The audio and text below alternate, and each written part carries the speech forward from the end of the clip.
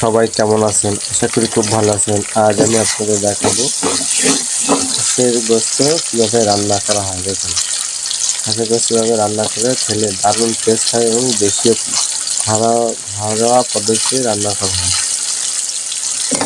সবাই তো বিভিন্ন ধরনের গোস্ত খান, কিন্তু হাঁসের গোস্ত কিন্তু সবাই কমই খান, যেহেতু হাঁস কিন্তু গ্রামের লোকরাই বেশি খায়। শহরে কিন্তু হাঁস তেমন একটা পাওয়া যায় না।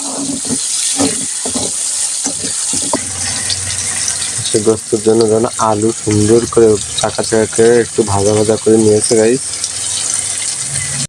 এই সেই হাঁসের গোস্ত ঢেলে দেওয়া হচ্ছে,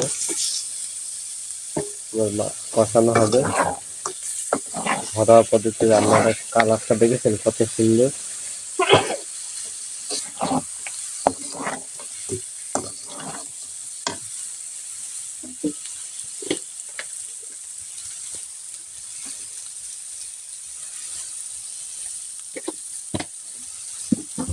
আপনারা এইভাবে বাসায় রান্না করে খান, খুব ভালো লাগবে, মাশাআল্লাহ।